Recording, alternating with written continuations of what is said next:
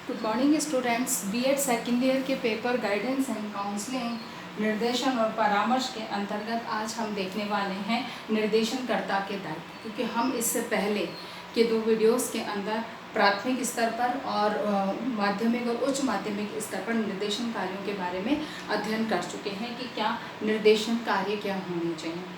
आज चूँकि इन स्तरों पर एक शिक्षक या यूँ कहा जाए कि एक शिक्षक ही है जो कि निर्देशन का कार्य करता है, तो उसके क्या उत्तरदायित्व होते हैं उसके बारे में हम चर्चा करेंगे कि एक शिक्षक को स्वयं के उत्तरदायित्वों की पूर्ण जानकारी होनी चाहिए। जब उसे अपने उत्तरदायित्व का पता होगा तभी वह प्रभावी ढंग से निर्देशन कार्य कर सकेगा। इसीलिए निर्देशनकर्ता के उत्तरदायित्व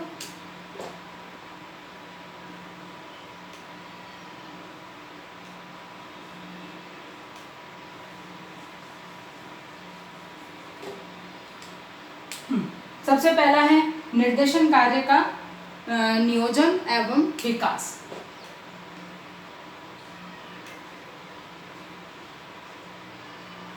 निर्देशन कार्य का नियोजन एवं विकास, यानी कि यहाँ पर सबसे पहली चीज जो है वो निर्देशनकर्ता को अपने निर्देशन कार्य का पहले से पूर्ण नियोजन यानी कि नियोजित ढंग से कार्य करना चाहिए। अचानक या अनियोजित तरीके से या बिना प्लानिंग के कोई भी कार्य सफल नहीं हो सकता। इसीलिए सबसे पहले तो नियोजित तरीका हो, उसका नियोजन करें और फिर उसके विकास के प्रति उसको निरंतर रूप से विकासशील प्रक्रिया को अपनाएं। अर्थात कि एक निर्देशनकर्ता का उत्तरदायित्व होता है कि वो जब निर्देशन का नियोजन करें तो वो इस तरह से करें कि वो आगे निरंतर विकास बालक का संभव हो सके। इसीलिए निर्देशनकर्ता का नियोजन और विकास पर ध्यान देना अनिवार्य होता है। फिर एक परामर्श,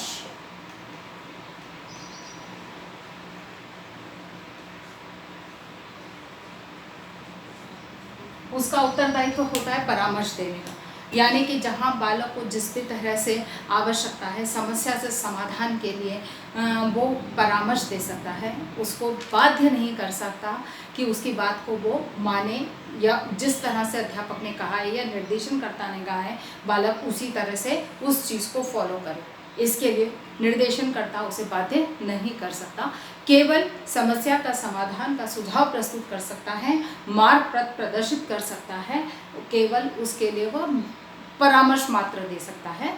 उसको बाध्य मानना या न मानना निर्देशन प्राप्तकर्ता के ऊपर निर्भर करता है, इसीलिए केवल वह परामर्श कार्य कर सकता है। फिर बाद में विद्यार्थियों का मूल्यांकन,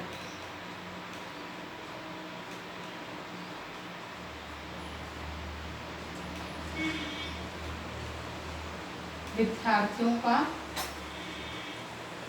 मूल्यांकन यह सबसे महत्वपूर्ण चीज़ है कि समय समय पर मूल्यांकन करना बहुत अनिवार्य है।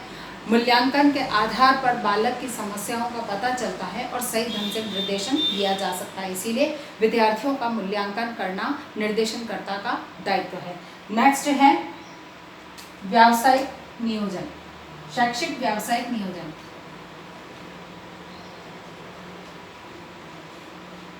शैक्षिक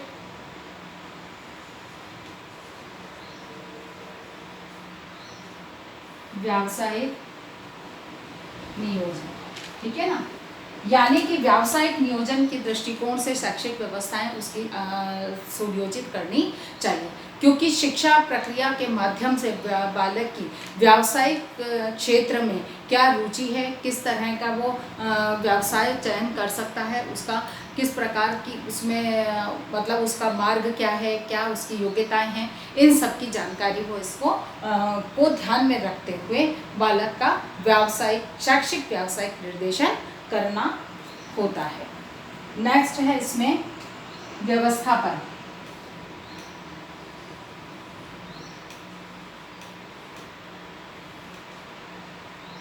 यानी कि सुव्यवस्थित ढंग से उसकी सारी योजना को नियोजित करना, यानी कि उसको व्यवस्थित स्वरूप प्रदान करना। अव्यवस्थित ढंग से कभी किसी कार्य की सफलता संभव नहीं होती है। इसीलिए अनिवार्य है कि उसे व्यवस्थित स्वरूप प्रदान करें। अगली बात आती है कर्मचारी परामर्श।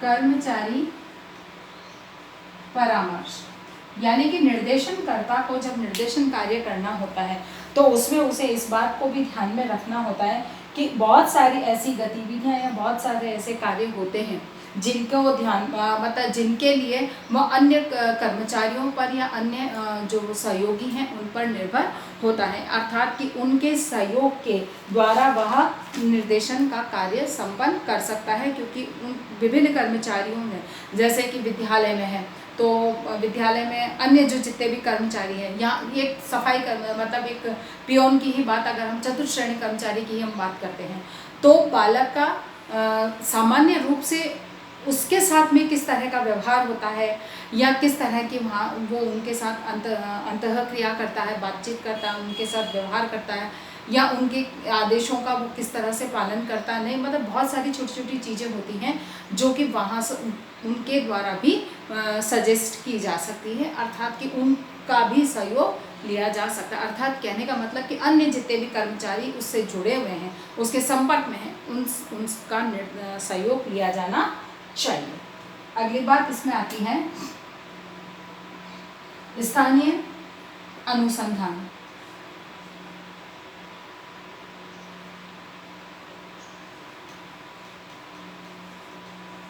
स्थानीय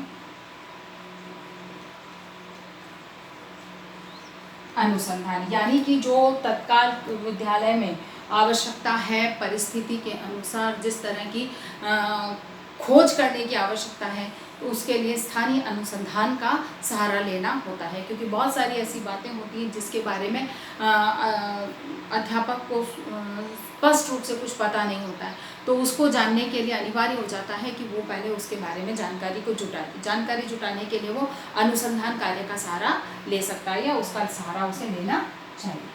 फिर आता है जनसंपर्क।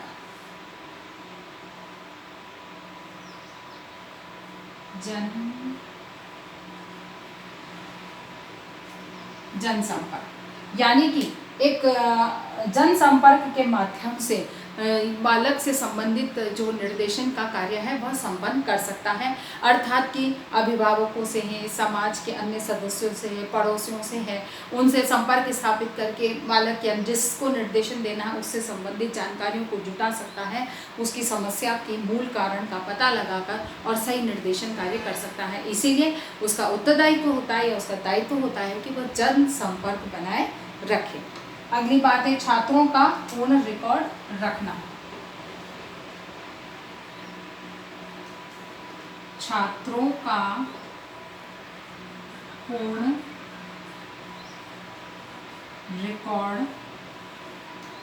रखना यानी कि छात्रों का जो रिकॉर्ड है वो पूर्ण रूप से रखा जाना चाहिए, अर्थात कि बालक के स्वास्थ्य संबंधी जानकारी, पारिवारिक जानकारी, शैक्षिक जानकारी, सामाजिक संपर्क की जानकारी, व्यावसायिक रुचि या उसकी मतलब आवश्यकताओं की जानकारी संपूर्ण जो है वो एक रिकॉर्ड के रूप में इकट्ठी होनी चाहिए। क्योंकि परिवार के सदस्यों की संख्या, परिवार की स्थिति, आर्थिक स्थिति, सामाजिक स्थिति, सांस्कृतिक स्थिति, ये बहुत सारी सूचनाएं बालक के बारे में या जिसका निर्देशन लेना है उसके बारे में ये सूचना प्रदान कर सकते हैं। इसीलिए कहा जाए कि बालक के पूर्ण रिकॉर्ड जो है उसका तैयार किया जाना चाहिए, जैसे कि संचित अभिलेख के माध्यम से। अगला उत्तरदायित्व है कि उसे अपने उद्देश्यों की जानकारी होनी चाहिए।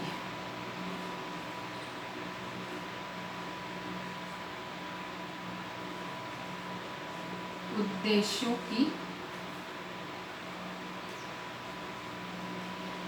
ठीक है ना, यानी कि किस उद्देश्य से वह निर्देशन का कार्य कर रहा है इसकी पूर्ण जानकारी उसे होनी चाहिए। क्योंकि अगर उसे इसकी जानकारी नहीं है तो निश्चित है कि वह भटक सकता है या सही निर्देशन का को नहीं प्रदान कर सकता। इसीलिए उद्देश्यों की पूर्ण जानकारी होनी चाहिए। उसके बाद में है, अगर हम शैक्षिक, क्योंकि विद्यालय स्तर पर होता है, माध्यमिक और उच्च माध्यमिक और प्राथमिक स्तर पर निर्देशनकर्ता के दायित्वों की बात कर रहे हैं, तो निश्चित है कि जहाँ शिक्षक को अपने उद्देश्य, चाहे वो निर्देशन के उद्देश्य हैं, अब वो निर्देशन शैक्षिक भी हो सकता है और सशैक्षिक भी हो सकता है, इसीलिए उद्देश्यों की पूर्ण जानकारी होनी चाहिए। उसके बाद में आता है अध्ययन की अच्छी आदतों का निर्माण।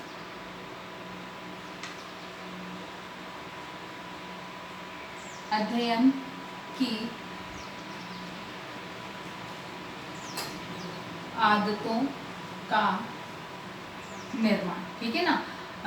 अध्ययन की आदतों का निर्माण, जिससे कि अच्छी मतलब अध्ययनशील व्यवहार बालक का होना चाहिए, तो उसके लिए एक आदत का निर्मित होना अनिवार्य है, या आदत पड़ना अनिवार्य है। तो शिक्षक जो है, एक निर्देशन करता, जब प्राथमिक या माध्यमिक उच्च माध्यमिक स्तर के बालकों को निर्देशन देता है, तो उसमें इस बात को ध्यान रखता है कि उनमें अच्छे अध्ययन की आदतों का विकास हो। अच्छे यानी कि एक सही तरीके से, जिसको कि हम आम बोलचाल की भाषा में बात करते हैं कि ईमानदारी से, मेहनतपूर्ण अध्ययन की आदतों का विकास हो सके।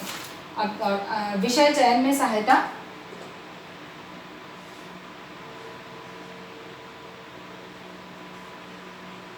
विषय चयन में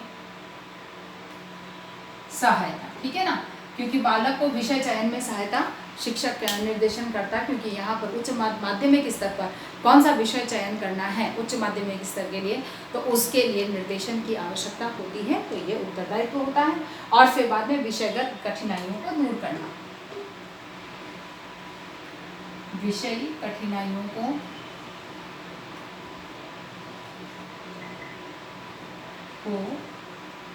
दूर करना, ठीक है ना, विषयी कठिनाइयों को दूर करना कि कौन सी विषय से संबंधित कोई कठिनाई है, तो उसको निर्देशन करता दूर करने का प्रयास करता है, उसका उत्तरदायित्व। आशा करती हूँ कि मेरी बात आपको समझ में आई होगी।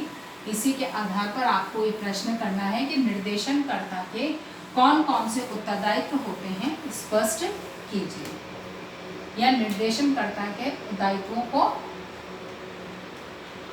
स्पष्ट कीजिए। इसी प्रश्न के साथ अपनी बात को समाप्त करने से पहले कोविड-19 की इस महामारी के दौर में अपने आप को सुरक्षित रखें, घर से बाहर ना निकलें, सरकार के द्वारा जारी गाइडलाइन का सख्ती से पालन करें। अगर निकलना भी पड़ता है तो मुंह पर डबल मास्क लगाएं, सोशल डिस्टेंसिंग का पालन करें और हाथों को सैनिटाइज करते रहें। स्वस्थ रहें, सुरक्षित रहें। धन्यवाद।